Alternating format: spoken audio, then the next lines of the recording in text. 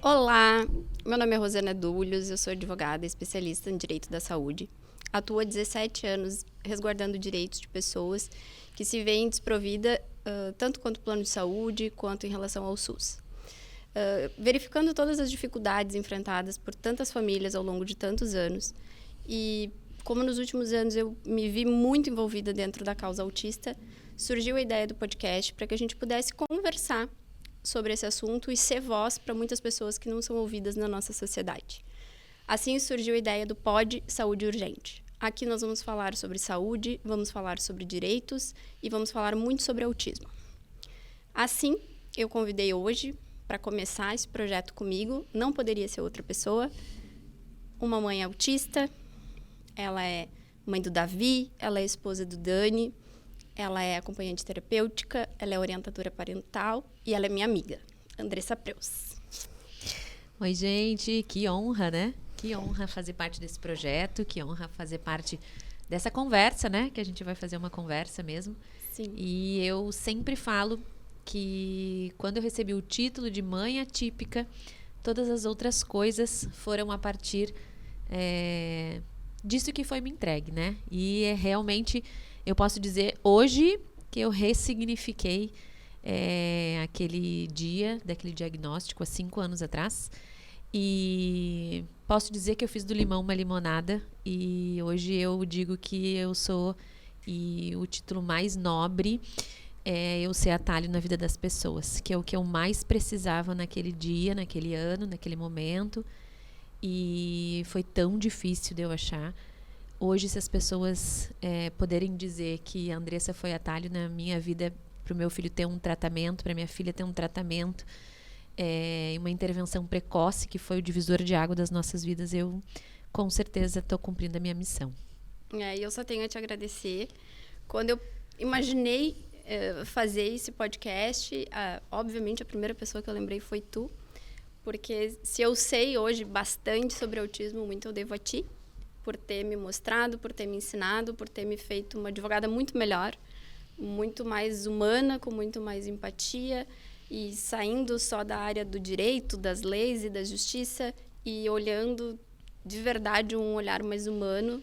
E eu entendi que tinha muito propósito nisso e então eu te agradeço de verdade por ter aceitado topar isso comigo. A gente tá aqui nervosa porque a gente nunca fez isso, mas tá sendo muito bom saber que eu tô aqui contigo e que eu vou aprender mais um pouco hoje aqui contigo. Que legal, ótimo. A gente vai contribuir muito, eu sempre falo que a gente precisa ser voz, porque nós, quando a gente tá dentro dessa bolha do autismo, né, eu falo, a gente acha, a gente convive com muitas pessoas dentro desse universo. Eu falo que é a comunidade que eu levanto a minha bandeira, né? Que eu levanto a bandeira e a gente acha que as pessoas sabem de autismo. Sim. Na verdade, o planeta não sabe nada de autismo, né? A gente precisa ser voz, não para só que as famílias entendam, né, os seus direitos, a condição, mas a sociedade entenda esse indivíduo, essa pessoa, com as suas particularidades, né? Com os seus prejuízos, sim, mas apenas com um cérebro diferente, com uma condição diferente. E o planeta precisa saber disso. E por que não nós sermos também vozes, né, da comunidade autista, e não só dos direitos, mas dessa condição. Então, com certeza, eu tenho certeza que esse é um parte do nosso propósito, né? Com certeza. E aí eu queria, para a gente poder começar então, eu queria que tu me contasse como foi o início de tudo isso dentro dessa tua jornada, quais foram os primeiros sinais que tu verificou no Davi que te fizeram pensar que poderia, né, ele estar dentro do espectro, o que te levou a achar que tinha isso e te fez ir em busca de médicos e tudo mais? Então, a gente sempre fala que uma mãe sabe, né, quando as coisas não estão bem. Eu é uma mãe de primeira viagem, né? Nós só temos o Davi, hoje inclusive também só ele. Mas na minha família não tinha nenhuma outra criança para eu poder comparar. Pequena, não tinha. Eu não convivia com muitas crianças pequenas, mas o meu coração dizia que tinha alguma coisa com o Davi. A gente sempre fala que o coração de mãe, né, que a gente sempre espera, e a gente sempre fala assim, quando os médicos ouvirem que essa mãe está dizendo que tem alguma coisa diferente nessa criança, que ela precisa que seja investigado, né, a gente precisa dar ouvidos para essa mãe. E era isso que eu dizia, que o Davi era um menino que tinha atraso de fala e ele era extremamente agitado, ele corria muito no nosso apartamento, assim, no corredor, e ia e vinha muito, correndo, e ele fazia assim com as mãozinhas, que hoje a gente já sabe que é flapping, e a gente achava que era uma ansiedade. Eu não sabia nada, né? Imagina que eu ia saber o que era autismo. E era um menininho que apontava e deixou de apontar, que atendia o nome e depois não atendia mais, que dava tchau e depois não dava mais tchau, mas eu não sabia mais nada, eu não sabia nem isso. E aí a gente foi atrás de uma fono, começamos a fazer fono antes dos 2 anos e não via resultado. E depois fomos num neurologista que não nos validou, depois fomos em outro. E aí um médico pediu para nós irmos em terapeutas especializados, que eu precisava ir em terapeutas que conhecesse o transtorno do neurodesenvolvimento.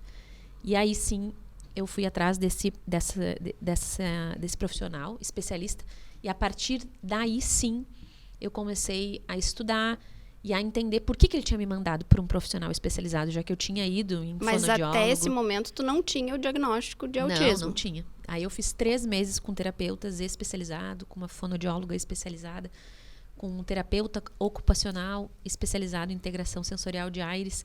E aí eu fui vendo muitas coisas que o Davi realmente tinha outros atrasos motores, ele tinha uma rigidez comportamental, ele tinha hiperfoco em animais, e nada disso a gente tinha se dado conta, porque a gente não entende, né, sobre isso.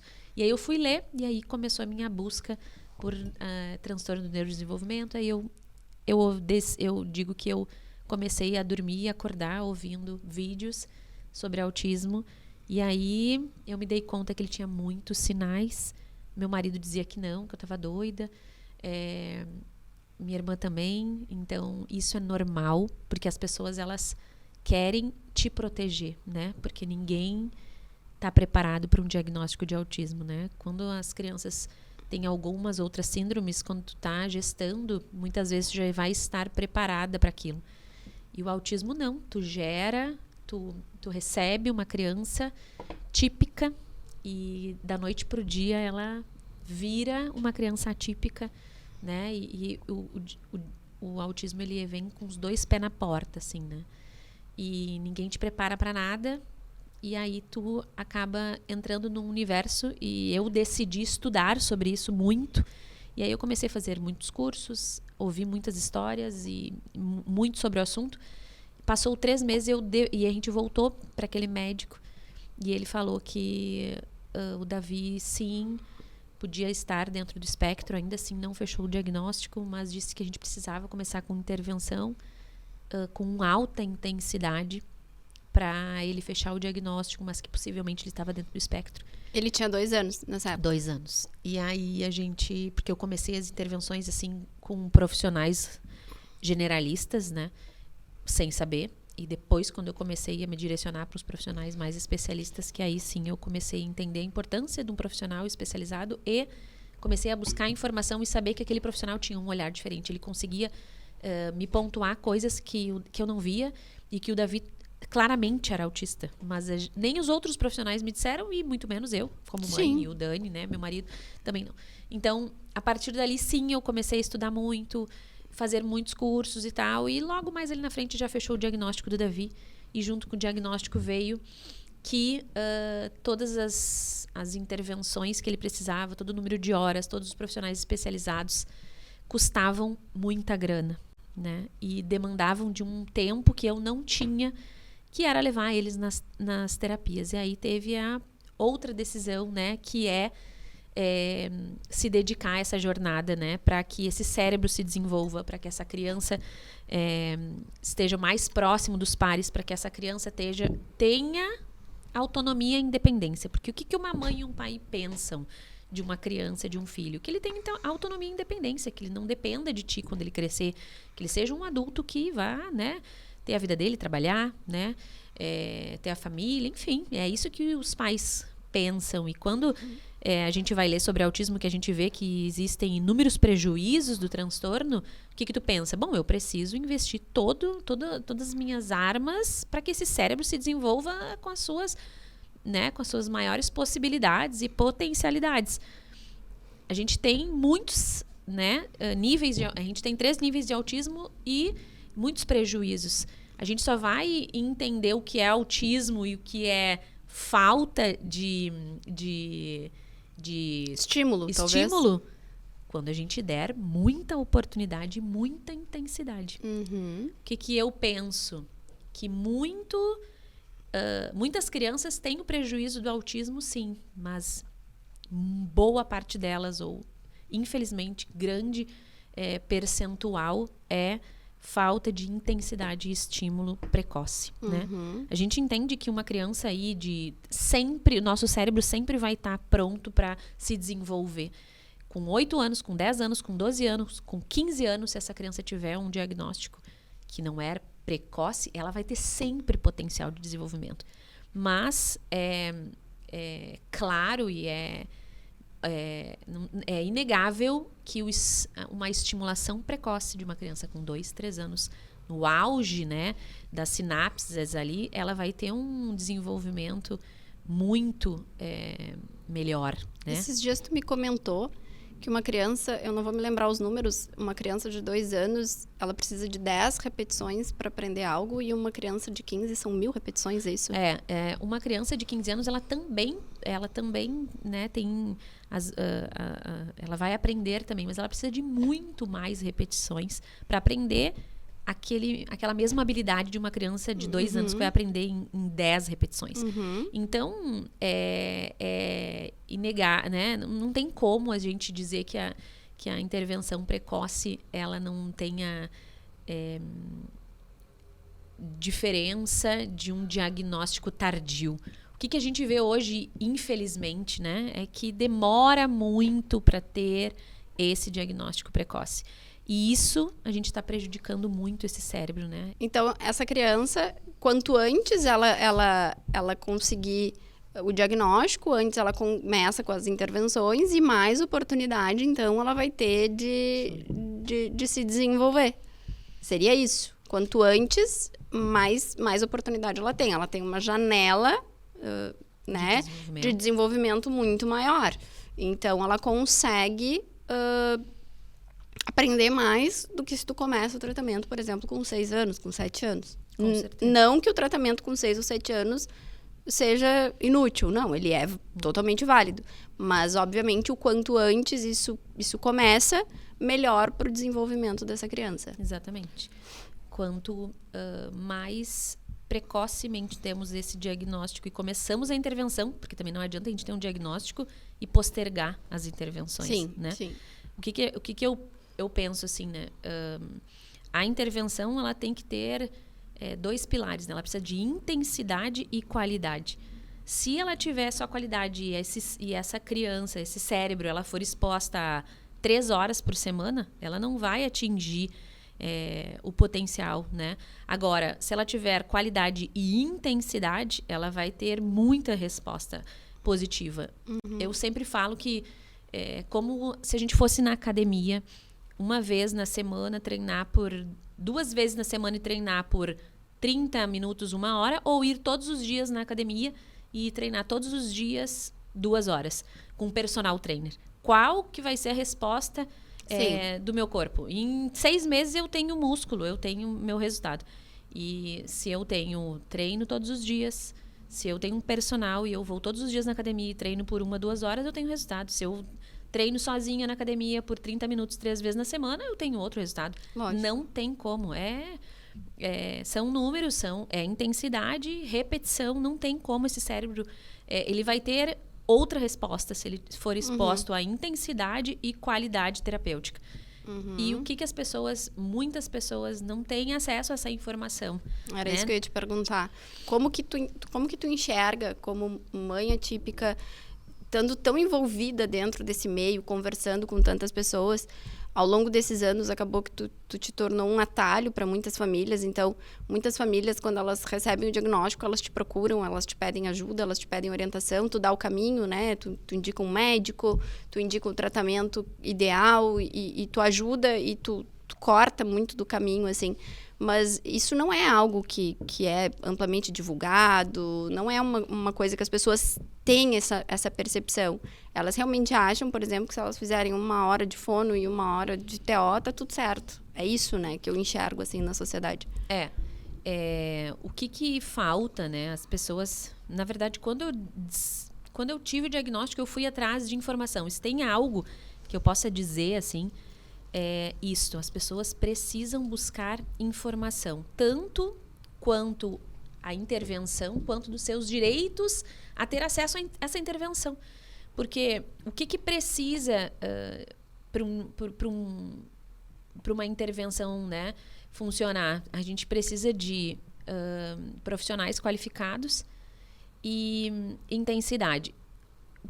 Qual a diferença do profissional qualificado? Eu sempre falo também, faço essa analogia. Quando a pessoa tem um diagnóstico de câncer, ela não vai tratar quimioterapia e fazer radioterapia com um clínico geral. Ninguém, sem consciência, faz quimioterapia e radioterapia para tratar o câncer com um clínico. Ela precisa e ela procura um especialista. Só que câncer as pessoas já têm, né? Já está difundido. E nós, famílias, quando recebemos diagnóstico de autismo, nós, por falta de informação e por falta de divulgação de informação, e é por isso que a gente está aqui, para divulgar essa informação, para que as pessoas tenham acesso a isso, é que as nossas crianças, elas precisam de profissionais especializados. Elas não vão ter o mesmo desfecho positivo com um profissional generalista. Então, ela precisa de uma fonoaudióloga especialista, ela precisa de uma terapeuta ocupacional especialista, né? Sim. Hoje, o padrão ouro da intervenção do autismo é o ABA, né? E para crianças menores, o Denver. Então, o quanto isso ainda precisa ser difundido e não é, né? Então, a gente precisa que essas famílias sejam alcançadas com essa informação, que as nossas crianças precisam de profissionais especialistas e não profissionais generalistas, porque isto faz diferença no desfecho positivo desse cérebro. Essa criança vai ter acesso a um desenvolvimento pleno com profissionais, especialistas e intensidade. Tu sabe que eu como advogada, né, eu luto todos os dias, assim, para mostrar, né, dentro do judiciário a importância das especialidades de cada terapia para cada tratamento e do porquê que cada tratamento é prescrito para aquela criança, por ela ser única, e cada uma vai ter um tratamento diferenciado, né, que o médico entende como correto. E aí tu falou há pouco do ABA, e isso vem sendo uma grande discussão, por exemplo, porque muitos juízes e muitos julgadores, infelizmente, entendem que o ABA não possui essa importância. E essa semana, ao acaso, eu estava lendo um livro sobre a história do autismo. E aí, em 1996, começou a briga judicial nos tribunais dos Estados Unidos sobre a importância do ABA e sobre a importância da intensidade. A cidade, naquela época, queria fornecer o tratamento de 8 horas semanais de ABA e a família exigia, no mínimo, 30 horas de ABA. Foi quando começou a era do litígio nos Estados Unidos para que a intervenção do ABA fosse, então, realizada, né, nas crianças que tivessem um diagnóstico de autismo. E aí eu me deparei que a gente está em 2024 e no Brasil, e eu estou fazendo a mesma coisa. Eu estou brigando diariamente com o judiciário para explicar que o ABA, ele é, sim, né, muito superior a qualquer outro tratamento. Ele não é disponibilizado pelo SUS, não existe, né, dentro do que o SUS oferece, não existe intervenção de ABA, só em clínicas particulares. Então, a gente fica imaginando a situação em que essas pessoas, né, que não têm um plano de saúde, e ainda assim com o plano de saúde também tem que brigar judicialmente para conseguir, mas ainda dentro do judiciário é mais fácil conseguir com o plano de saúde, mas dentro do SUS não dispor de algo que lá em 96 já se estava discutindo nos Estados Unidos. Então, é um atraso que a gente verifica aqui. Eu lendo aquele livro, assim, eu disse, meu Deus do céu, olha quantos anos, né, disso para a gente estar aqui discutindo ABA. E ABA é ciência, ABA, né? É cientificamente comprovado que é padrão ouro no autismo. Então, não é nem era para estar sendo discutido, né? Na verdade, era para ter, inclusive, todos, né, acesso. Mas Sim. isso está muito longe da nossa realidade, né? Infelizmente. E por isso que a gente precisa tanto difundir essa informação. Por isso que a gente precisa tanto, porque hoje, infelizmente, a gente precisa até ficar solicitando, inclusive, que os médicos prescrevam, né? Porque quando a gente pensa assim que é uma classe que deveria estar muito mais atualizada em relação a isso, e isso eu falo, inclusive, de especialistas, né? Neurologista, enfim, no SUS muito menos, né? Não tem no SUS, os laudos que eu recebo do SUS, nenhum pede aba. Isso nem existe para eles. Eu acho que talvez tenha até alguma informação de que os médicos nem podem prescrever aba. Exatamente. E muitos médicos particulares também não prescrevem aba, né? Às vezes o cliente chega até mim e eu digo, mas não foi solicitado aba. Aí ele tem que ir atrás do médico e pedir o aba, ou então trocar de médico para que ele tenha ali o acesso a um tratamento que de verdade vai dar algum resultado para ele. Que é padrão ouro. Que é padrão ouro, E aí eu lembro que quando a gente começou, né, que eu te conheci, né, eu falei, a gente lendo os laudos, e a Rosana, mas e daí o médico, o médico não sabe que tem que colocar isso? É muito difícil. E não estou eu aqui para ficar julgando, mas a família atípica, conhecedora de informação, sabe que sim, infelizmente, a grande maioria deles não tem essa clareza e essa informação. E eu não sei até... a gente não sabe, né, o que rola por trás disso, se daqui a pouco não é mesmo, né? Que, infelizmente, os planos de saúde, o Estado, ele é um tratamento muito caro, né, Andressa? Então, eu acho que talvez por isso, né? Exato. Não vamos pedir algo que vai ser muito oneroso, né? Para o plano, para o Estado. Eu conheci há pouco uma médica que disse que foi descredenciada porque estava, né? Ela era de um plano de saúde, ela foi descredenciada porque ela estava pedindo esse tratamento nos laudos dela. Então, o plano de saúde foi lá e tirou ela porque ela estava onerando, né, o plano de saúde. E eles são coagidos mesmo, né? Isso a gente sabe de histórias de muitos médicos que falam exatamente isso, assim. Que eles são coagidos a não prescreverem o tratamento. A gente sabe de histórias reais, assim, que os médicos falam que são coagidos pelo plano de saúde para não prescrever, né? Ciência aba. E aí isso é muito triste, muito preocupante, né? Porque o único que perde é essa criança, é essa pessoa autista. E aí eu sempre penso assim a longo prazo, porque a gente é muito imediatista, né? Nós só pensamos no hoje, nessa criança de 2, 3 anos, mas ele vai virar um adolescente, um adulto, e essa pessoa vai ficar dependente para sempre. Então, o que é cansativo? Às vezes eu ouço, né, às vezes da escola, mas essa criança não é cansativo, tantas horas de intervenção, tanta terapia não é cansativo. Cansativo é passar a vida inteira depois essa pessoa, esse adulto, dependente de uma família, né, ou institucionalizada, que isso sim é cansativo.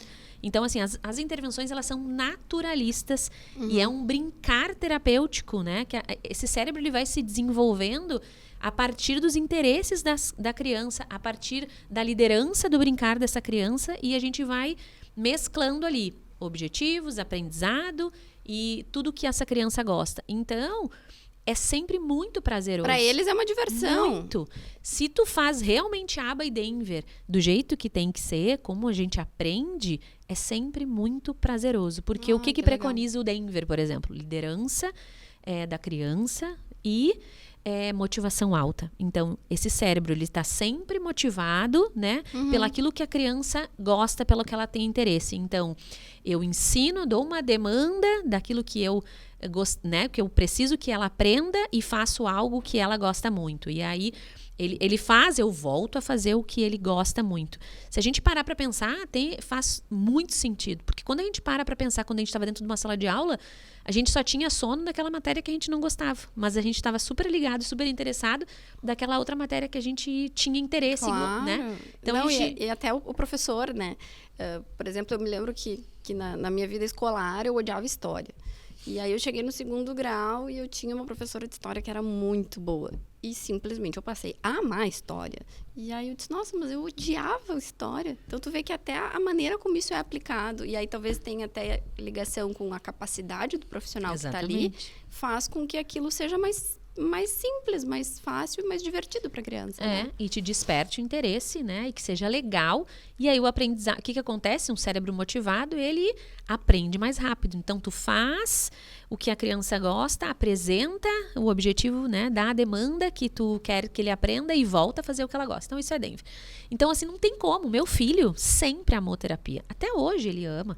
Ele sempre foi muito feliz. A tia Aline, a tia Grace, então, assim, a tia Jenny. Então, assim, nunca o Davi reclamou que gosta, né? Que, eu tô indo pra... Não, sempre foi muito legal. Ele faz terapia alimentar porque ele é extremamente seletivo e ele é, assim, é o pico alto da semana e brincar com os alimentos. Por quê? Porque é muito prazeroso. E ele teve uma evolução fantástica. Por quê? Porque sempre, desde muito pequeno, alta intensidade de treino e lúdico, motivação alta, muito proveitoso, né? Muito terapêutico, mas muito legal. Eu vejo muitos casos, desculpa, eu te cortei, né? Não, pode. Por exemplo, de uma criança que foi diagnosticada como um grau 3 de autismo, que na verdade os graus eles estão ligados à necessidade de suporte, Sim. Né? Então, quando a criança precisa de pouco suporte, ela é um grau 1, quando ela precisa de um médio suporte 2 e quando ela precisa de muito suporte para as atividades diárias, ela é um grau 3. De crianças que são diagnosticadas com grau 3 e elas passam por essa intervenção intensiva por um período e elas acabam conseguindo chegar até um grau 1 de autismo. É isso? É o que aconteceu com o Davi. Se a gente para pensar... O Davi tinha 2 anos e não falava, né? Eu até coloquei aqui. Com 1 ano e meio, a criança, ela deve falar de 20 a 50 palavras. Com 1 ano e meio. 1 ano e meio de 20 a 50 palavras. Então, aquele repertório de cada criança tem seu tempo, não existe. Isso precisa ser extinto do nosso vocabulário, né? Não existe. Existe o marco de desenvolvimento que diz que 1 ano e meio a criança precisa falar de 20 a 50 palavras. 2 anos de 150 a 200 palavras. E olha como é exponencial de 1 ano e meio para 2 anos. 200 palavras. 1 ano e meio de 20 a 50 palavras. E de 2 anos a criança... ela deve estar falando de 150 a 200. O Davi não falava nenhuma palavra. Então, ele era grau 3 em comunicação, em fala. Era um menininho de 2 anos que não falava nenhuma palavra. Então, ele era grau 3, né? Era um menininho que não tinha comprometimento de motricidade. Ele fazia encaixes de bichos, de aqueles brinquedos de encaixes que a gente vê que algumas crianças com 2 anos têm prejuízo já. Ele não tinha, mas ele era nível de suporte 3 em comunicação, fala, né? E hoje o Davi é considerado nível de suporte 1. Passou 5 anos de muita intervenção, né? E muita intensidade, mas saímos de um menininho grau 3 para grau 1, né? Para nível 1, não grau, desculpa. É um menininho de nível 1 de suporte, de nível 3 para 1. Nível 3 de suporte para nível 1 de suporte. Nossa. Então, assim, houve 5 anos de muita intensidade, muito treino, e eu não posso dizer que todas as crianças vão ter esse desfecho, não. Nada, a gente não pode assegurar. Todos são únicos, né? Exato. Cada um vai evoluir de uma forma. Existe um prognóstico do que acontece com a grande maioria quando está com aquela intervenção, mas garantia não existe. Não existe garantia porque cada cérebro vai ter um prejuízo, né? E uma coisa que eu sempre falo nesse decorrer desse período, nós vamos tendo conhecimento, muitas vezes, de que essa criança tem outras comorbidades, não só o autismo, né? Mas às vezes tem associado uma DI, às vezes tem associado... O que é DI? As pessoas não sabem. Às vezes tem deficiência intelectual, né? Tu sabe que isso é muito legal, porque eu sempre escuto, mas todo autista é muito inteligente, porque é o que a gente vê nos filmes, é o que a gente vê no seriado do médico, que é incrível e tal. Mas não é uma realidade, né? A questão da genialidade, né? Muitos têm deficiência intelectual, né? Muitos autistas têm deficiência intelectual, né? Tem epilepsia, que também prejudica esse cérebro, né? Então, a gente chama de comorbidade. E alguns autistas têm altas habilidades, né? Então tem... e aí esses que são considerados, assim, todos os autistas são super inteligentes, né? Gênios. Não. Então, alguns têm essa comorbidade. Na verdade, é uma comorbidade do autismo, né? As altas habilidades, ela é considerada uma comorbidade do autismo. Exato. Isso eu não sabia. Altas habilidades... Lógico, pode ser que uma criança só tenha altas habilidades, Sim, né? sim. Mas o que a gente vê que esses autistas, né? Essas crianças autistas que as crianças falam, que as pessoas falam que são super gênios, né? Que todos os autistas são... Sim, é o que eu sempre falo, quando eu digo que eu trabalho muito com autismo. Porque eles são muito inteligentes, né? Eles falam muitas línguas, eles... Nem todos, né? E, então, esses autistas têm altas habilidades, né? E a gente chama, quando é autismo e altas habilidades, a gente chama de dupla excepcionalidade. Então, essa é a nomenclatura que a gente chama, né? Quando é autismo e altas habilidades, dupla excepcionalidade. Então, esses são os cérebros, né? Que todo mundo acha que que todos são, né? Mas não. Alguns têm deficiência intelectual. E por isso, maior prejuízo. Alguns têm epilepsia. E por isso, maior prejuízo. Então, o que seria o mundo ideal, né? Nós, né, todos terem ofertados intensidade terapêutica e profissionais especializados e vamos ver como é que esse cérebro apresenta, né? Claro, vamos ver como é que esse cérebro se desenvolve. O que acontece? A gente pega um autista de nível 3 de suporte, oferece baixa intensidade, profissionais generalistas e essa criança não se desenvolve nos próximos 3, 4 anos. E a gente tudo atrela e aí ao autismo. Ao autismo. Mas Exato. ele é autista. Mas é porque ele é autista. Não, pode ser que seja, e bem provável que seja, infelizmente, porque ele teve baixa intensidade terapêutica e profissionais que não eram especializados. Porque alguma coisa ele vai evoluir. Exatamente. Né? Talvez não migre de um nível 3 para um nível 1. Exatamente. Mas dentro do próprio nível 3 ele vai apresentar evoluções e vai adquirir independências, muito, né? Muito. Todo o cérebro, na verdade, precisa, o que eu digo, né? O mundo ideal seria esse, que nós todos pudéssemos oferecer isso. Aba com intensidade, né? Ou um pequenininho, um Denver com intensidade e profissionais. O Denver, ele é como se fosse o aba para criancinhas menores, né? Exato. É isso. O Denver é um método, é uma ramificação, né, da ciência aba para crianças até 5 anos, né? Então, até 5 anos nós podemos aplicar o Denver e depois migrar para o ABA. Mas também pode ser feito, né, a ciência ABA em crianças pequenas também, com 1, 2 anos, 3 anos, né? A gente fala que o Denver é um método naturalista. Não que o ABA não seja, tá? Porque eu sou uma defensora do ABA e do Denver e sou uma apaixonada. Porque, de fato... E as evidências científicas garantem que eles são, de fato, né, os melhores tratamentos. Né? Sim, é o padrão, cientificamente comprovado padrão ouro no autismo, né? E a como ciência tu ABA. entende, por exemplo, que o SUS, né, não legitima o ABA como... Eu tive uma decisão de um processo esses dias que eu fazia o pedido de 30 horas de psicologia ABA e o juiz disse, não temos prova de que o ABA é o mais importante, então eu dou 30 horas de psicóloga, mas sem o ABA. Eu disse, meu Deus, imagina 30 horas numa psicologia normal, tipo, né, convencional, tradicional, sem a especialidade do ABA. Imagina 30 horas de psicólogo, só que sem o ABA. Essas coisas, pra mim, assim, é até meio revoltante, sabe? Porque eu fico pensando assim, nada contra o magistrado, né? Não é minha área, mas eu fico pensando assim, como que um magistrado, né, ele acha, literalmente, que aquela criança não precisa daquilo que foi solicitado no laudo médico. Como ele sabe mais que o médico? Exatamente. Isso é estranho, né? O que passa na cabeça, né, de um juiz que não é médico, nem neurologista, dizer que não. Mas é que eu acho que essas 30 horas aqui não é importante. Para mim, eu acho que 1 hora tá bom. Não tem coerência nenhuma. E eu penso que é uma falha, assim, do judiciário absurda. E eu penso que de uma gravidade, um juiz que não tem entendimento do que é aquilo, e eu falo do autismo e de tantas outras doenças, condições, né? Uma condição. Como é que ele vai julgar que não é importante uma coisa que ele não tem domínio, Mas que ele não domina. O que eu acho estranho, eu fiz há alguns dias um processo de um pedido de um medicamento oncológico. E eles não questionam. Então, eu pedi um medicamento que estava fora da lista do SUS e o juiz prontamente deu. O médico foi ali, colocou que se a paciente não utilizasse aquele medicamento, ela poderia vir a óbito e que precisava daquele medicamento. E porque o outro medicamento não deu certo, então tinha que ser esse medicamento. O juiz prontamente deu. Ele não questionou. Não, mas esse remédio aí, como eles tratam o ABA? Exatamente. Porque é a mesma situação.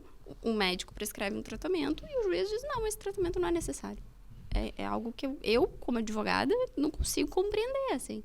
Porque eu não sou médica. Então, eu preciso crer naquilo que um médico prescreve, né? É o que eu falo, né? Que o câncer, ele tá, né, assim, difundido. As pessoas já têm mais clareza e informação sobre isso. Por isso que precisamos falar de autismo. Claro, que foi o que motivou principalmente isso aqui. Eu não vou falar exclusivamente de autismo aqui, eu quero trazer outros assuntos também dentro da área da saúde, mas o que vai movimentar aqui é o autismo, porque é o que eu vejo que precisa ser voz, né? A gente precisa mostrar para as pessoas e quanto mais pessoas entenderem. A gente foi numa palestra no Tribunal de Justiça, né? No dia, acho que era o Dia Internacional do Autismo, né? Tivemos uma palestra e aí lá tinham vários desembargadores e tínhamos uma mãe atípica contando, né, sobre a sua história. E a gente achou aquele momento tão importante justamente porque o judiciário tem que entender sobre o autismo. Ele precisa que chegue até ele a informação para que ele também possa brigar pelos autismos como a gente está brigando. Exatamente. Né? É urgente. Eles saberem É. o quanto eles entenderem a importância terapêutica, né, dessas crianças, dessas pessoas, né? Eles precisam entender que aquilo realmente vai ser um divisor de águas. Porque eu penso assim, o tratamento do ABA é muito caro. Tá, mas e quanto que vai sair para o Estado, por exemplo, de uma família que não tem plano de saúde? Quanto que vai sair essa pessoa para o Estado para sempre, sem independência, sem autonomia? Porque vai ser um adulto que vai necessitar demais de Exatamente. atendimentos de saúde. Sim, né? de atendimento de saúde, psiquiátrico. Daqui a pouco vai ter que ter uma internação. Porque vai chegar um dia que os pais, né, que hoje é uma criança, quando for um adulto, daqui a pouco esses pais não vão mais estar aqui. Exatamente. E aí quem vai cuidar desse cidadão? Então, né? se eu sou imediatista e penso hoje, nossa, o ABA é muito caro, né? Sim, mas é o meu filho. Vamos dar exemplo do Davi. O Davi faz ABA, né? Faz o Denver ele desde os 2 até... Ele está com 7 anos. Fazem 5 anos. Ele já teve, né? Ele teve um prognóstico muito bom. Teve um desenvolvimento muito bom. E nós estamos programando a alta do ABA para o ano que vem. É um menininho que vai ter feito o ABA durante 5 anos e mudou a vida dele. E dali pra frente ele só vai. Exato. E aí, nós tivemos 5 anos de dedicação a esse cérebro se desenvolver. Isso né? eu quero que tu me conte. Na verdade, eu já sei um pouco da tua história, mas como foi quando tu recebeu o diagnóstico? E quais foram as mudanças que tu teve que fazer na tua vida para que tu conseguisse atender o Davi, levar o Davi para todas as intervenções, né? Tu tinha uma empresa que tu teve que mudar tudo na tua vida para virar motorista do Davi, como tu diz, né? Como é que foi quando tu recebeu o valor dessas terapias? Porque é muito caro, realmente. E o que tu fez para conseguir dar todo esse tratamento para o Davi? Então, quando a gente recebeu o diagnóstico, o médico falou que nós precisávamos de profissionais especializados e que nós só teríamos condições de fazer todas as horas que o Davi precisava, buscando isso via judicial, e que isso poderia demorar, e eu não tinha informação nenhuma, não tinha caminho nenhum, né? Tanto que nós ficamos pagando durante 11 meses todas as intervenções do Davi, até conseguirmos ter acesso à liminar. Porque eu não sabia nada, né? O plano de saúde me enrolou demais, perdeu minha documentação. Tu tinha plano de saúde quando o Davi foi diagnosticado? Tinha plano de saúde, só que eles me enrolaram demais, perderam minha documentação, depois eu não sabia de INSS, gente, eu não sabia de nada. Eles me enrolaram durante muito tempo, demoraram para responder, né, as nossas solicitações meses, e eu achava que era tudo normal, eu não sabia, né? Enfim, como que a gente fez para pagar esse tempo? Porque o Davi já começou a fazer. Tu soube o diagnóstico, foi lá e disse, ele vai começar amanhã, como é que eu vou pagar isso? Eu não sei. Ele soube o diagnóstico e a gente, comecei a ligar, era tudo assim, muito absurdo as avaliações, as horas das avaliações iniciais eram impagáveis para nós. E para grande parte de toda a população, né? Porque, para quem não sabe, hoje aí, uma intervenção de qualidade com intensidade, ela gira em torno de mais de R$20 mil mensais para uma criança, né? É muito dinheiro. Eu recebo os orçamentos, eu fico chocada. Então, profissionais especializados têm um custo mais elevado, né? A hora do ABA, não que a hora do ABA... Eu tenho, assim, que... Como o ABA, né, ou o Denver, eles são mais horas semanais, e isso acaba, né? Acaba sendo... muito oneroso, muito caro, né? Exato, muito oneroso, porque são mais horas. Uhum. E aí, quando eu me dei conta desse valor, eu não esqueço que eu estava no carro com o meu marido, com o Dani, nós tínhamos colocado o nosso apartamento para vender. Quando o Davi nasceu, nós colocamos o apartamento para vender, porque nós pensamos assim, quando a gente vender, a gente vai morar num condomínio, ele vai ter uma infância como nós tivemos, né? De brincar de pega-pega na rua, e que hoje em dia a gente não tem mais essa realidade, então vamos morar num condomínio. Quando a gente vender esse apartamento, tá tudo certo. Se a gente vender até ele ter 5 anos, é a idade que a gente, né, aproveita mais. E aí nosso apartamento já estava para vender, e quando eu liguei para esses profissionais, que esse médico me deu o contato dos profissionais especializados, que ele me disse que eu precisava fazer, com profissionais especializados, que eu liguei e falei, cara, as avaliações há 5 anos atrás eram R$450, R$500, a avaliação do profissional para a gente iniciar a terapia. Depois era um pouco mais barato, mas a avaliação era isso. E aí eu precisava fazer a avaliação com a TO, avaliação com a fono, né? Enfim. E a avaliação, né, com a terapêutica lá com o Denver, enfim.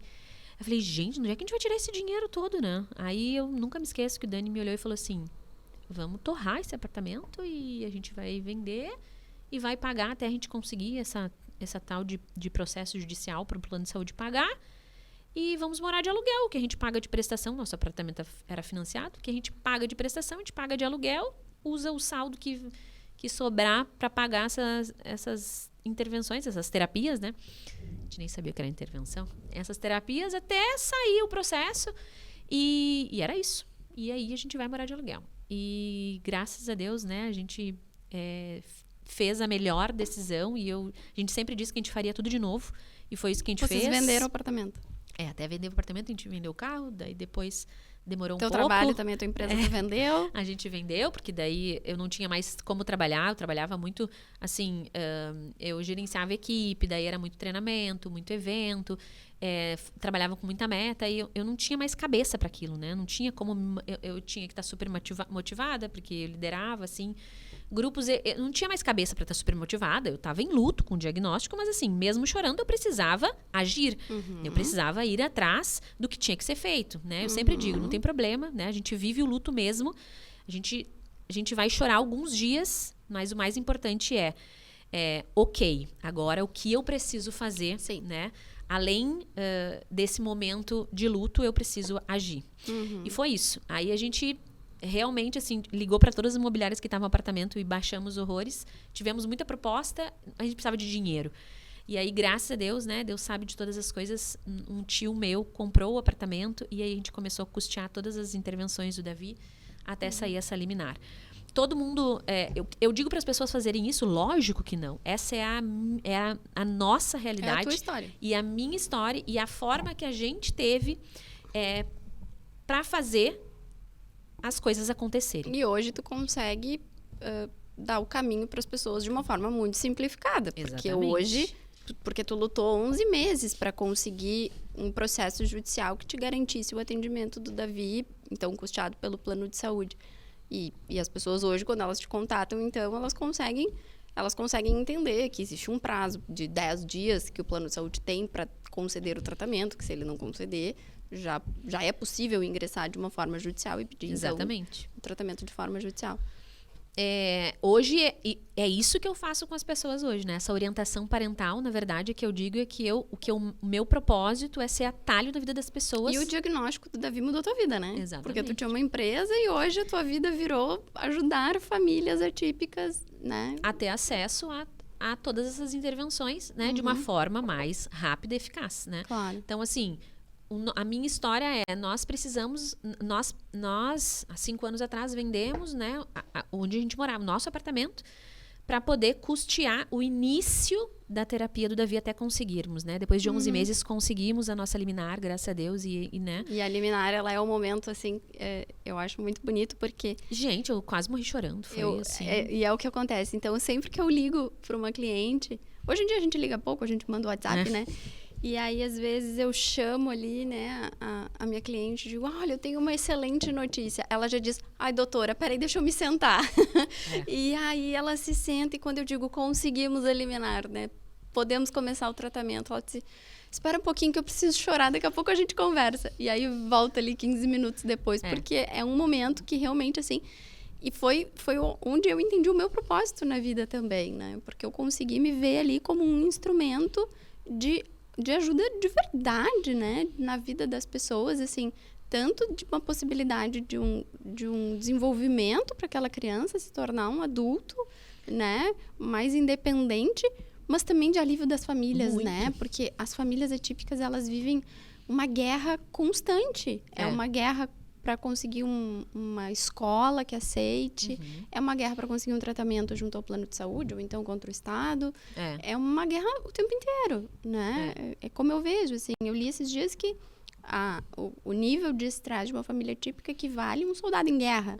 Imagina. Então, assim, a gente poder também ser um canal de trazer calma, de trazer luz. Esses dias ainda te comentei, né, de uma cliente que disse... Nossa, doutora, eu falo contigo, eu fico sempre tão calma.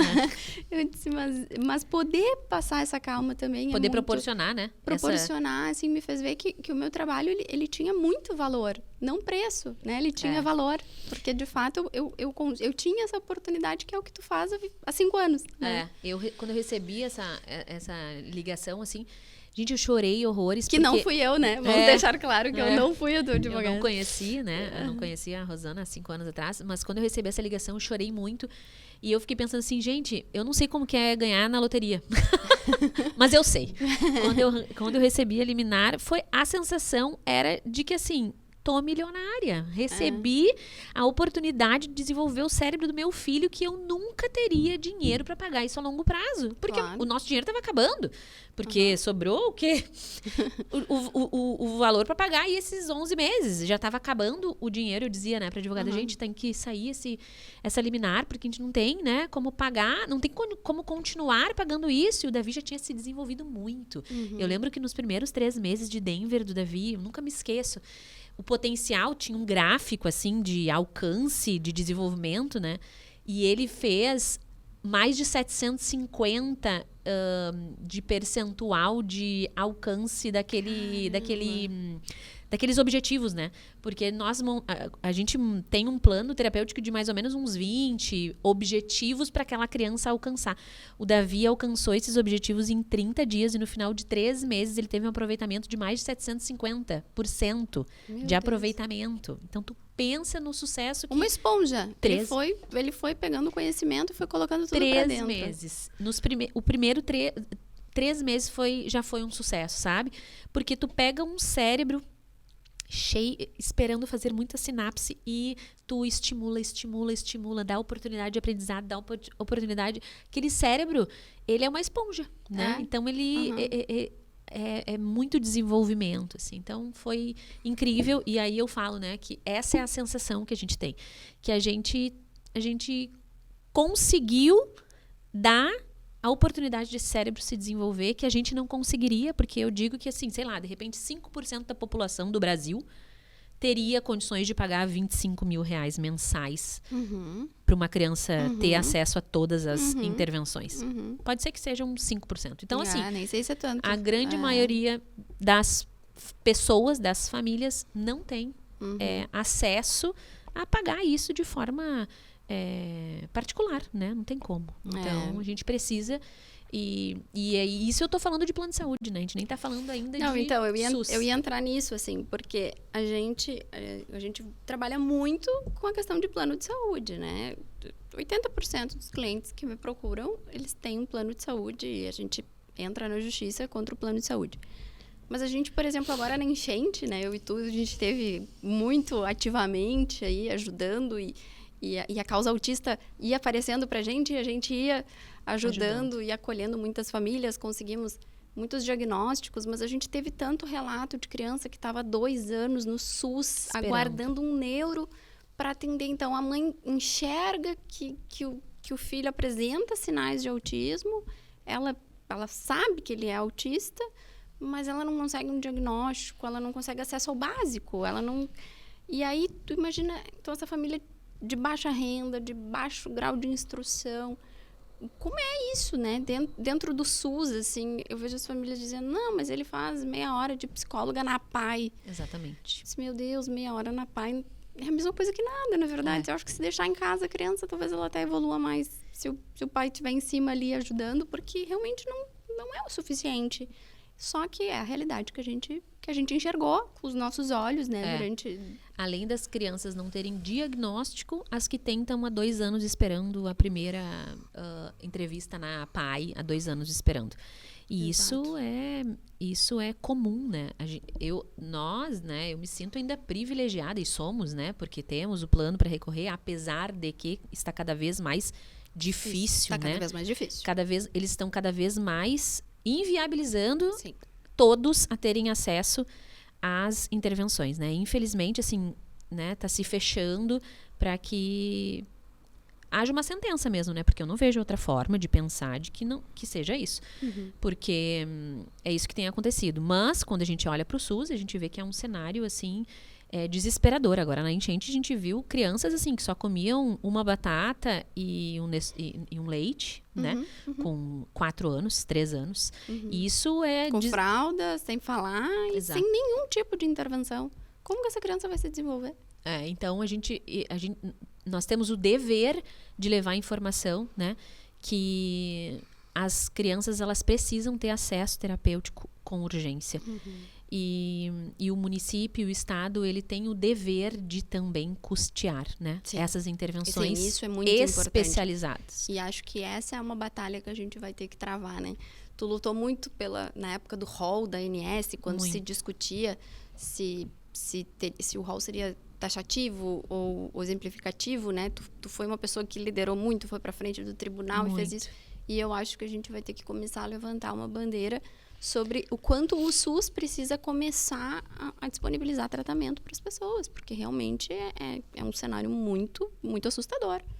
E é o que a gente sempre fala, se não investirem agora, quando são pequenos, a conta sempre vai chegar. E eu falo isso para as famílias também.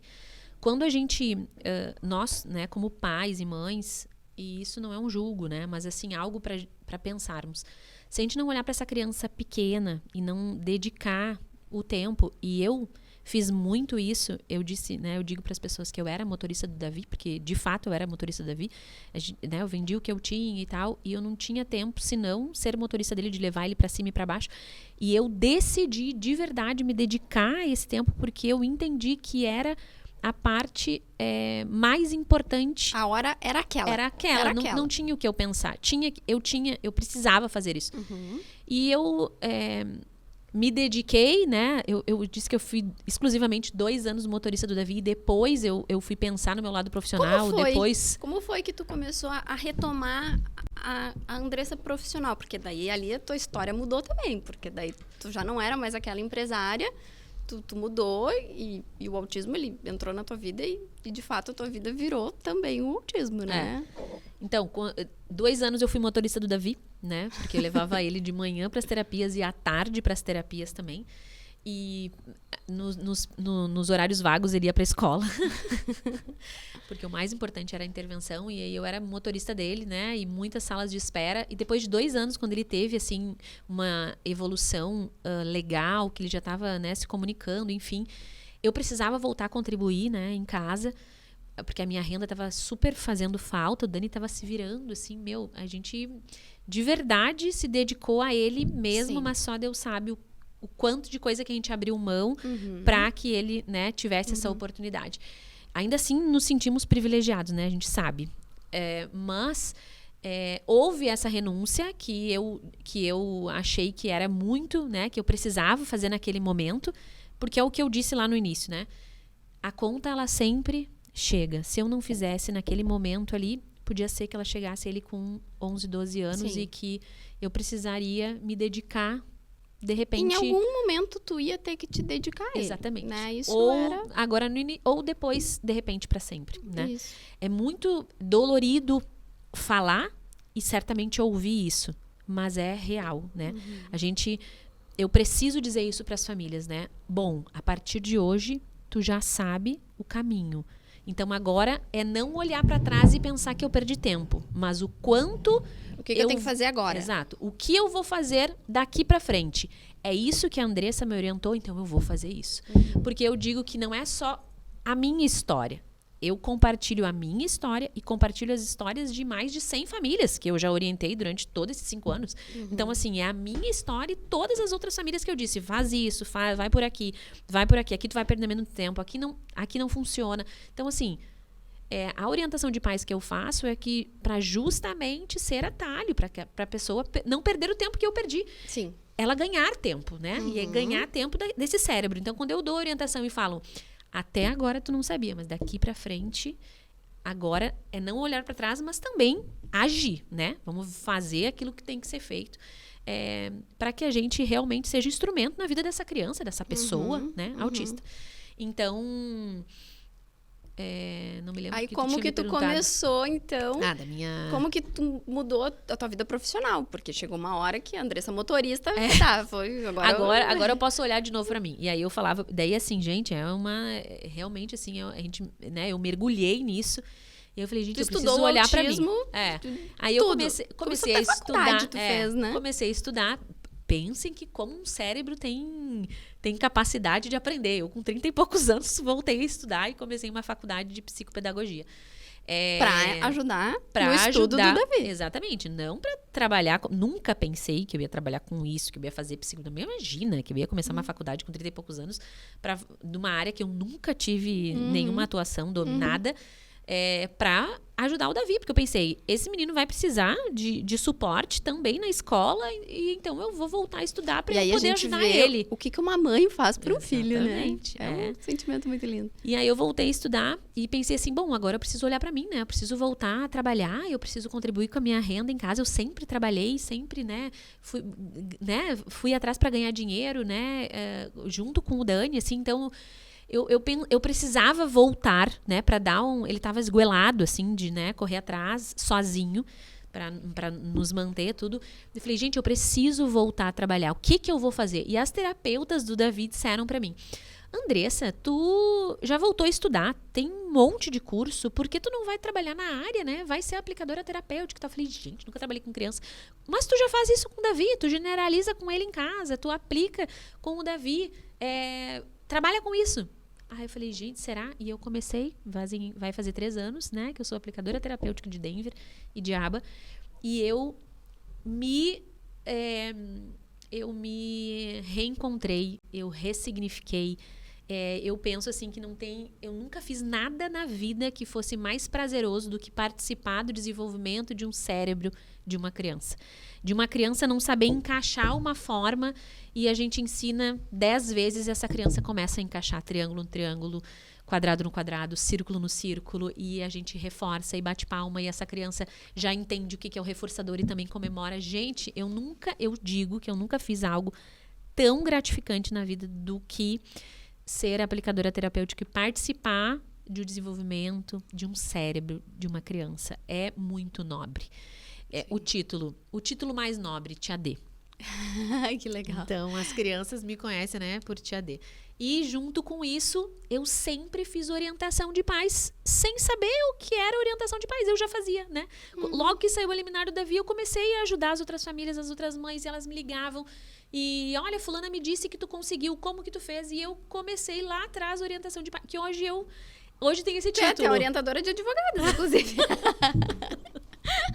E aí, né, esse título, orientadora de pais. Então, eu faço isso com muito propósito mesmo, porque eu acredito muito de verdade que a informação é um divisor de águas, que a informação ela traz clareza para a vida, né, de qualquer pessoa. E no autismo essa é a ferramenta essencial. A informação é o principal, né?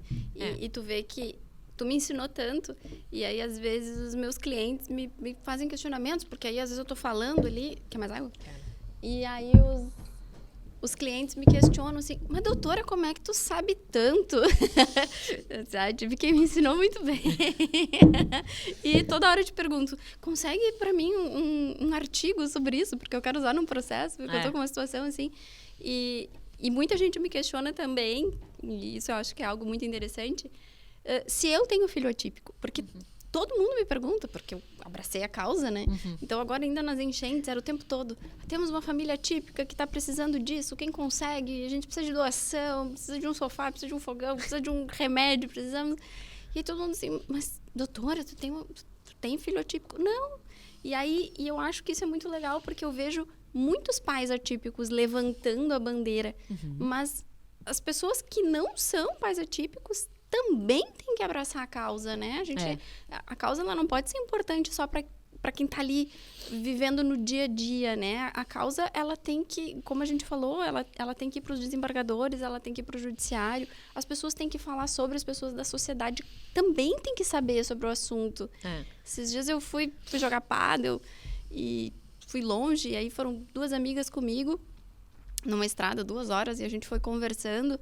E aí começaram a questionar por causa da enchente, porque eu postava o tempo todo, né, sobre famílias atípicas.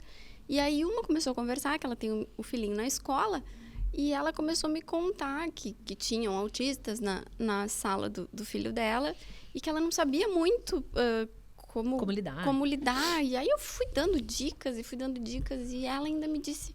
Nossa, tu tem que falar mais sobre isso, porque eu não sabia nada sobre autismo até agora. E, agora eu tô sabendo. Então, eu tô saindo mais rica daqui, porque agora eu vou conseguir até ajudar o meu filho, né, no tratamento com os coleguinhas dele. Porque os pais atípicos, eles sabem. Mas e os pais que não são atípicos, né? Porque hoje... Né? É o que a gente acha que as pessoas sabem, as pessoas não sabem. As pessoas nada. não sabem, as pessoas têm que ser orientadas, as pessoas têm que saber. Né? E eu penso assim, ó, que ninguém precisa esperar ser pai atípico para compreender aquela outra família, aquela outra criança, né? Porque eles estão convivendo juntos em sociedade, né? A gente não precisa esperar. Na verdade, quando eu olho pra mim, eu penso assim, que eu me tornei uma pessoa infinitamente melhor. Infinitamente melhor. Eu consigo ver as coisas mais simples e consigo dar valor para as coisas mais simples, né? Do que o Davi faz, do que a outra criança faz, de um apontar de dedo que a criança não sabia e agora ela faz e... pensa que ela não conseguia dizer que ela queria aquela Mini. E agora ela consegue. Ela ficava chorando, ela ficava gritando. E aí a gente não sabia que era naquela prateleira aquele boneco. Ela entrava em crise e agora ela consegue apontar. E é tão simples, né? Nossa, apontar. Mas o apontar é uma forma de se comunicar. Então, quando eu me tornei uma mãe atípica, eu consigo ver a simplicidade no pequeno, no simples, que muitas pessoas não se dão conta, né? Na escola do meu filho, agora, no Dia Internacional, né, do Autismo, eu mandei um bombom e um dizer, né, que era o Dia Internacional do Autismo, para cada criança, escrevi o nome da criança e falei para o Davi entregar. Para os pais, eu coloquei que era um cérebro diferente. Para os pais terem a oportunidade de falar sobre aquilo que estava indo para casa. E eu coloquei daí no grupo de pais que a gente tem, que carinhosamente eu estava mandando, né, um bombom para cada um dos seus filhos, dando a oportunidade deles falarem em casa sobre o que era o autismo. E que o autismo era apenas um cérebro que funciona de uma forma diferente e que tá tudo certo. Claro. Porque às vezes os pais nem sabem como falar, né? E falam... A maioria não sabe. E falam, às vezes, de uma forma já capacitista, né? De colocando todo mundo na condição de que não tem capacidade, né? Que às vezes até de uma forma pejorativa. Então, trazendo essa lucidez para os pais de que as crianças são o reflexo daquilo que ouvem em casa, Claro. né? E como vai ser... quando eu penso que quando uma escola abre a oportunidade para tantas crianças atípicas, eu falo de todas as neurodivergências, o quanto é rico para a criança típica Muito. conviver com as atípicas, porque tu imagina como ele vai ser um funcionário melhor quando ele conviver com um colega que tem TDAH, né? Que tem TDAH ou que tem que é autista. Que todos são diferentes entender também. as diferenças e o quanto ele vai ter empatia, o quanto ele vai compreender, ele está acostumado, porque ele estudava e o colega dele né? Ele tinha um colega TDAH e o outro autista e enfim, né? O outro Down com e certeza. ele essa criança ela vai se desenvolver e ele vai ser um ser humano muito melhor. Então, na verdade, quando esses pais típicos entenderem o quanto tem de riqueza o filho conviver com todas as nuances do neurodesenvolvimento, quanto ele vai ser rico ele vai ser um ser humano muito rico. Sim. Ele vai se desenvolver muito melhor, ele vai ser cheio de empatia, ele vai ser um funcionário muito... um ser humano melhor, um ser humano eu acho, muito né? melhor, um funcionário, um estudante da faculdade, tudo. Tudo melhor. Ele vai ser um marido melhor, ele vai ser tudo. Mas- Ele vai ser um filho. Eu penso assim que quando os pais entenderem o quanto é rico, gente, na verdade, assim, a neurodivergência dentro da escola, ela tem... todos ganham. Todos ganham. Isso O meu filho ganha porque ele precisa socializar, né? Ele precisa estar dentro da escola. Esse ambiente para ele é enriquecedor e ele tem o direito de estar lá dentro, Sim, né? sim. Seja com material adaptado, seja com um ambiente adaptado, né? Ele tem muito a ganhar e ele precisa desse ambiente. E os neurotípicos também têm muito a ganhar pelo isso que eu acabei de dizer. E né? essa minha amiga falou isso. Ela disse que o filho dela adora, né, esses dois coleguinhas, e que o filho dela explica coisas para ela. Porque eu acho que a escola fez um papel de ensinar, né, e falar sobre o assunto, porque diz que o filho dela explica para ela. Ai, né? querido. Que estuda na mesma escola do teu filho, inclusive. Olha só. E ela disse que o pouco que ela sabia tinha sido o filho dela que tinha explicado para ela. Porque ela não sabia muita coisa até aquele momento que eu comecei a falar para ela. E isso me dá esperança, porque daí é uma nova geração. Nossa, quando ela me falou aquilo, eu fiquei assim, nossa, que belo trabalho da escola também, né? Porque é uma luta também das famílias atípicas. Muito. O acesso à escola. Muitas escolas não aceitam o acompanhante terapêutico junto. Exato.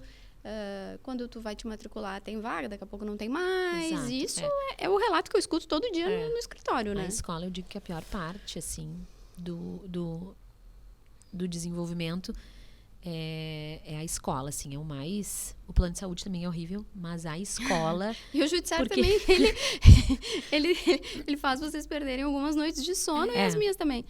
Porque o plano de saúde, a briga é nossa, exclusivamente nossa, né? Mas a escola, tu tá levando o teu bem mais precioso para um lugar que muitas vezes não queria que ele estivesse ali, né? Muitas vezes as famílias têm que colocar na escola através de processo judicial. Sim. Porque foi negada a vaga, e ela teve que botar goela abaixo. E aí tu vai levar o teu filho para um lugar onde ele não está... Não é bem quisto. Não é bem Imagina. quisto. Exato. Então, assim... Eu digo que a escola é o pior porque as outras lutas quem São tuas. são minhas, né? Mas essa eu preciso colocar ele à frente. Então é muito dolorido e a escola para mim, sem dúvida, é a parte mais difícil, tanto que infelizmente eu na minha cidade não achei nenhuma escola que aceitasse, aceitou, né? De portas abertas. O AT, né? e aí eu tive que levar para a cidade vizinha, né? Graças a Deus, o Davi foi muito bem acolhido, e eu digo assim que não só ele, mas nós como família também, que isso é importante, né? Sim. E todos os lugares, né, tem seus desafios lá também, mas eu posso dizer que nós fomos muito bem acolhidos nessa escola que o Davi está hoje,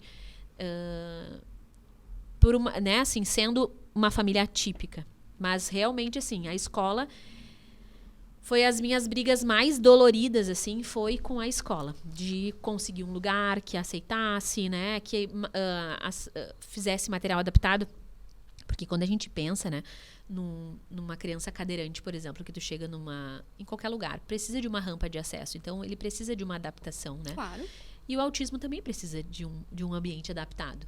Porque se tu tem falta de visão, tu precisa de um óculos. É um material adaptado. Se tu é cadeirante, né? Se tu tem alguma deficiência física, paralisia, enfim, que tu precisa de uma cadeira de roda, tu vai ter uma rampa, tu vai ter um lugar adaptado e tu usa uma cadeira de roda. É um material adaptado. E por que as escolas não têm material adaptado para o autista, né? Sim. Porque não é um óculos, porque não é uma cadeira de roda, porque não é uma muleta, Sim. Por que não tem, né? Por que tem essa resistência e essa dificuldade? Então, o AT, ele é um suporte para criança, para pessoa autista. Então, ele é a cadeira de roda, ele é o óculos, ele é esse suporte. E por que essa resistência de não dar essa oportunidade? Porque ela tá me tirando a oportunidade do meu filho dele usar o suporte que ele precisa. Claro, né? Claro, que até é isso, é o suporte, Exatamente, é o suporte que a minha criança, né, que o meu filho precisa. Então, quando eu digo que a escola é o pior, é o mais dolorido, é porque é uma briga ferrenha para entender que essa criança é esse suporte que ele precisa, né? Sim. Eu tive uma vez uma cliente que me chamou porque ela queria abrir um processo contra a escola para que a escola aceitasse, né? Que ela colocasse o filho dela lá com AT e a escola não queria. E aí foi até engraçada a conversa que eu tive com ela, porque eu disse assim, é sério que tu quer fazer isso? Porque eu não ia querer que o meu filho frequentasse um lugar onde eu tenho que entrar com um processo para colocar ele lá dentro, né? Como que tu vai confiar em largar ele todos os dias dentro dessa escola? Como que ele vai ser recebido lá dentro? E eu joguei até contra mim, né? Porque eu podia dar o dinheiro que eu vou fazer o processo. Mas não é essa a intenção, né? A intenção é ajudar. E aí eu disse, eu se fosse tu, iria fazer o caminho que tu fez, vai para a cidade vizinha, né? Lá tem uma escola que aceita, que não só aceita, como agora falando, né? Ela ensina os outros, né? A como lidar com a diferença mesmo, assim, e como incluir, né? Mas tu sabe que pensando... Tem dois pontos, né? Daí tem esse ponto, que é o que eu sempre pensei. Sim, eu me coloquei no lugar da mãe. Mas eu também sei que alguém vai ter que travar essa exatamente. guerra para que as coisas isso que eu ia mudem. falar. Exatamente. Se não tiver essas pessoas que coloquem, não vai mudar nunca. Vai cessar nunca. Sim, não vai mudar. Então, assim, precisa também ter, Precisa. né? Então, precisa ter essas corajosas muito, que aí eu não me encorajei a ponto de... E eu pensei muito... tinha provas, inclusive, ainda tenho, né? Mas eu fiquei com essa coisa, assim...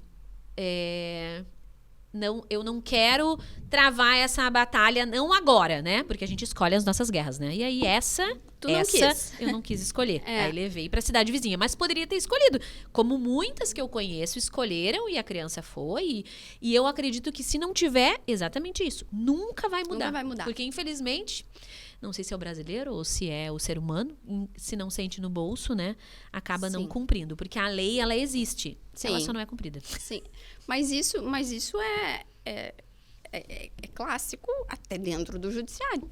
Eu estava ontem estava trabalhando num processo em que o juiz não estava querendo dar a intervenção precoce. E aí eu vou lá, eu entro no Estatuto da Pessoa com Deficiência, está lá previsto no artigo que toda pessoa com deficiência, toda criança, no caso, ela deve ter intervenção precoce. Está escrito lá.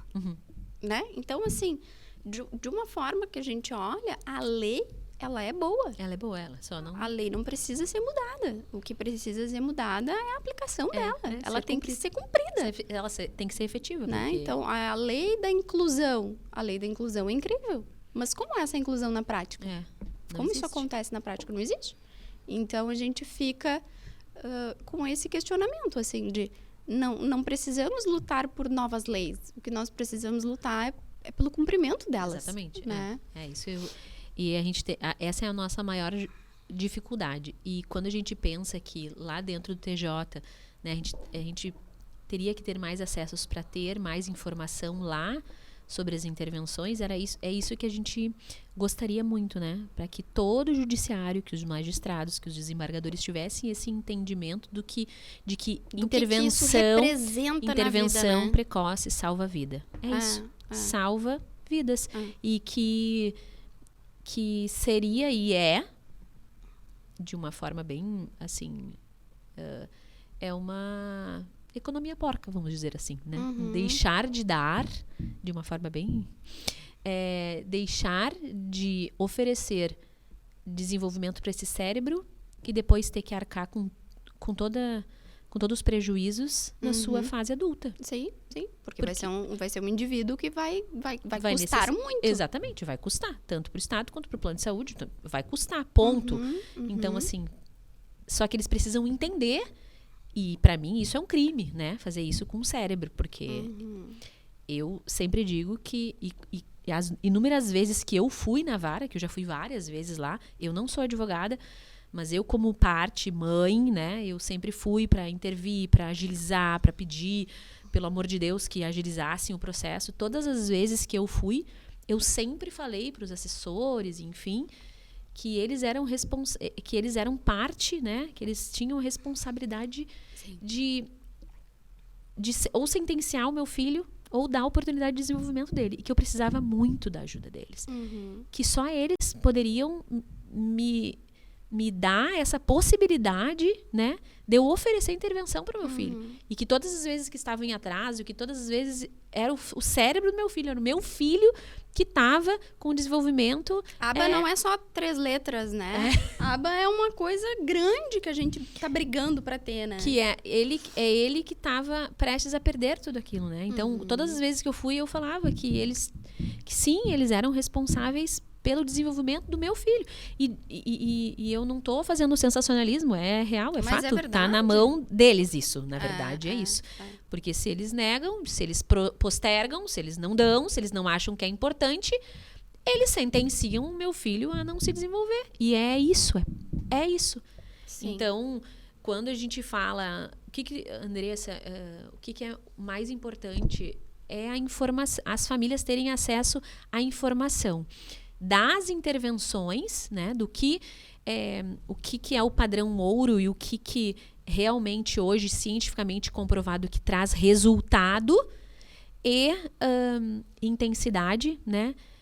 E o que precisa? De um bom laudo, de um bom neurologista e de um bom advogado. Temos aqui a Rosana, né, para solucionar o problema. E quando eu conheci a Rosana, e eu quero muito falar isso, que foi um amigo em comum, né, que nos apresentou e tal, que eu acho que ele entendeu que eram propósitos. Ele tem uma ligação forte, eu acho, né, com Deus. E um dia ele foi me visitar no escritório, foi tomar um café, ele é bem meu amigo, e aí a gente conversando, e aí eu tava contando para ele, né, que eu vinha fazendo muitos processos de autismo que tinha nos últimos tempos, assim, porque quando eu comecei no direito da saúde, eu fazia muito cirurgia, né? A pessoa tinha que botar um stent no coração, o plano de saúde não autorizava. A pessoa tinha que botar uma prótese, o plano de saúde não autorizava. Ou, às vezes, precisava de um medicamento de alto custo, o plano de saúde não autorizava, e era por ali que eu ia. E nos últimos anos, o que todo mundo fala do boom do autismo, que agora tudo é autismo e tudo se fala de autismo, o autismo começou a bater no meu escritório todo dia. E aí eu, contando isso pra ele, eu disse, nossa, mudou bastante o meu trabalho de um tempo pra cá, porque começou a aparecer muitos casos de autismo. E aí ele disse, nossa, mas eu tenho uma amiga que ela é engajadíssima no autismo e ela toca o terror. Se acorrenta na frente do TJ? Ela faz e bate panela. Tu tem que conhecer ela, porque vocês vão se dar muito bem. E aí eu disse, então me dá o telefone dela, porque eu sou bem cara de pau e eu vou lá falar com ela. Foi quando eu te conheci. E aí... eu já tinha, assim, eu sempre indiquei, porque eu sempre indiquei os médicos que acompanhavam meu filho, né? Sempre indiquei os terapeutas que acompanhavam o Davi. E aí, a advogada que fez a minha causa maravilhosa, assim, uma amiga incrível, ela não estava, né, pegando essas causas, enfim. E eu tinha muita dificuldade, porque o que eu sempre vi relatos das famílias e uma realidade, assim, esse falta de acolhimento do advogado não só de que é mais um processo e mais uma criança e mais um papel, sabe? Mas é uma família. Esse acolhimento de um todo, não só da criança e daquele CID de autismo, mas tudo que envolve aquilo e a importância, né? E o que eu vi, e aí eu te falei, né, olha, eu preciso que tu cuide muito dessas famílias e não só do processo, né? E não só até a liminar sair, mas de uma família que tem muitas dores, né? De uma família que tem muitas expectativas, né? muitas expectativas, muito. É uma família que realmente precisa desse acolhimento e tal, né? Tá disposta mesmo, né? Porque eu falo com muitas famílias todos os dias. E eu precisava muito de uma pessoa que eu pudesse, assim, confiar e indicar de que essa pessoa fosse realmente se preocupar, não só até ganhar a liminar, né? E a gente vê até que não se preocupa nem até isso, né? Mas o pós todo, né? Tudo, né? Todo o caminho. Todo o caminho. E foi isso, né? Que eu, graças a Deus, assim, né? Eu encontrei, né? No teu trabalho, assim, desse olhar, né? Dessa empatia de perceber e entender o quanto o trabalho bem feito e de uma forma muito empática faz diferença na vida das famílias, de não postergar e não protelar e não se manifestar no último dia do processo, porque existe uma criança, um cérebro que está sedento por intervenção. É tudo e urgente. Que 15 dias é urgente. E 15 dias, imagina, 30 dias o cérebro do Davi evoluiu um plano todo de mais de 20 objetivos. Em 3 meses ele alcançou mais de 700% de desenvolvimento. Imagina o que é 3 meses de espera de um processo esperando. O que esse cérebro perdeu? A gente viu aqui, ó, que de 1 ano e meio para 2 anos, olha, de 20 palavras a criança tem que estar falando 200. Então, 6 meses é muito tempo no desenvolvimento de uma criança. Então, um advogado esperar 6 meses, né, para iniciar um processo, né, para desvencilhar lá as documentações, para aí sim o juiz, né, conceder essa liminar, ou daqui um pouco teve alguma manifestação e esse advogado precisa, né, eu não entendo os termos jurídicos, mas assim, 15 dias faz muita diferença. 3 meses é um cérebro que perdeu muito tempo de desenvolvimento. Sim. E quando o advogado entende isso, compreende e não trata todo mundo na mesma sacola, dentro da mesma sacola, faz toda a diferença. E é isso que as famílias precisam. As famílias precisam de profissionais que entendam que é muito urgente, que esse cérebro perder 30 dias é um tempo que não volta mais. Essa é a verdade. Sim. 3 meses não volta mais. Na verdade, como eu fazia muito antes a parte de cirurgia, era sempre urgente, né? Então, era uma pessoa que estava infartada, né? E precisava de... Teve uma vez que eu acho que levou 1h30. Eu entrei com o processo, era na época ainda de processo físico. Eu fui ao fórum, eu protocolei. Eu fui lá, conversei com o assessor do juiz. Eu lembro que ele me deu um ofício. O paciente, ele estava no hospital e ele precisava de um stent no coração. E o IP, na época, o plano de saúde tinha negado. E eu peguei esse ofício, eu fui pessoalmente no IP, eu protocolei e eu corri para o hospital e protocolei. Eu sei que deu em torno de 2 horas, do início ao fim, ele estava entrando na sala de cirurgia. Então, eu sempre entendi que era urgente. Eu não tinha tempo para perder. E isso é algo que eu passo para minha equipe o tempo inteiro, né? Então, assim, eu entro com o processo, eu imediatamente já tenho, né, já mando o número para minha estagiária, liga, conversa, pede para ir concluído para o juiz, imediatamente explica que é um tratamento de uma criança autista e que é urgente. Dá 24 horas, não aconteceu nada, liga para o gabinete, reclama, diz que o processo já está há muito tempo lá, que é urgente. E assim, é óbvio que nem tudo depende da gente, né? Tu sabe bem, a gente já teve várias questões juntas em que a gente, né, tu me ajudou nos processos, e que muitas vezes a gente vai lá, a gente conversa e as coisas não andam, né? Não depende. O juiz, às vezes, não acontece. O assessor não faz. Quando vê, levou 15 dias e nada aconteceu. Tem muito processo na fila. Tu tenta explicar, mas nem sempre funciona.